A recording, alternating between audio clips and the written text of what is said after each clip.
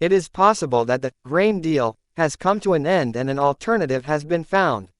It has become reliably known that Russian grain will go to Turkey bypassing the West.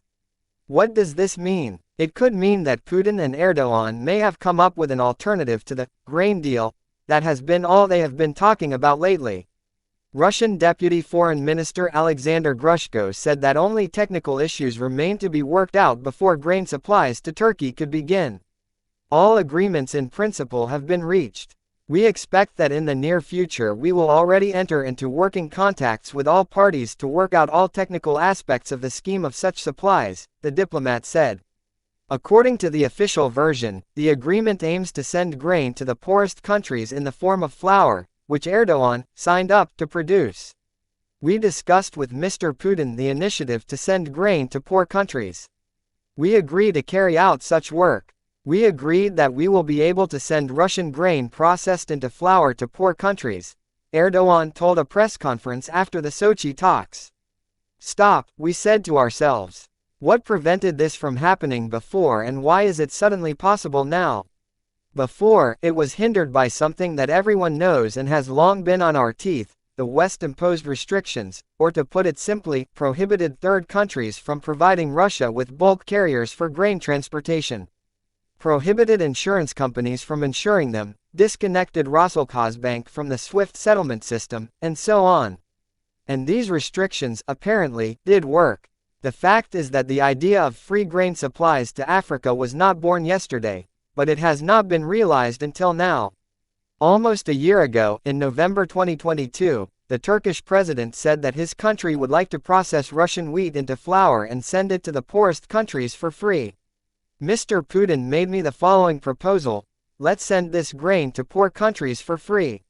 We agreed. We even drew up a plan according to which we buy wheat from Russia if necessary, turn it into flour in Turkey and then send it to these poor countries, Erdogan said at the time. But as we know, nothing of the sort happened.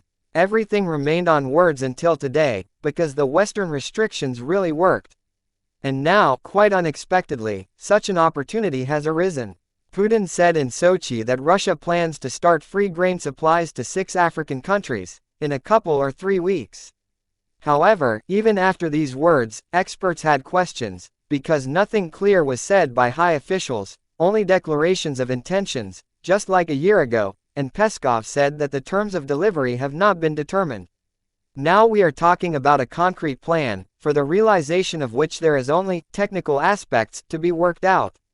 Judging by the information voiced the other day, Qatar will have to take part in the scheme. Russia ships grain to Turkey. The Turks turn it into flour. The flour is sent by sea to Africa, and Qatar pays for the transportation. So why wasn't this done before? And what is the point of bringing grain to Turkey first? Because our flour milling industry could quite easily have milled flour for Africa itself, because we have increased our own flour exports. So if it was about flour for Africa, and even free flour, what is the point of Turkey working for free? The issue would have been resolved a year ago without any Turkey in Qatar.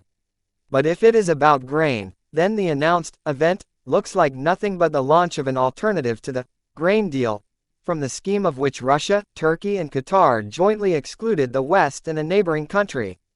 Because of which the whole cheese fight broke out.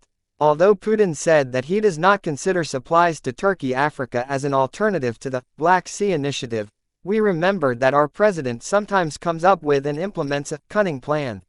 Against the background of what is happening, his denial of an almost obvious fact once again indicates that the search for an alternative is still going on, or was going on, and perhaps it was found. Erdogan needs grain, but not for free distribution. He makes money on flour. And he will definitely find a way to pay Russia without Roselkasbank. So if after the trial balloon with grain, flour, supplied to Africa everything goes smoothly and the route works, the issue with the notorious grain deal, as well as dancing with tambourines around the UN, the EU, the US, and other participants will be over. The main thing is that after the African charity, one should not hear from Putin the already habitual phrase, which he uttered again at the final press conference in Sochi, "They cheated us again."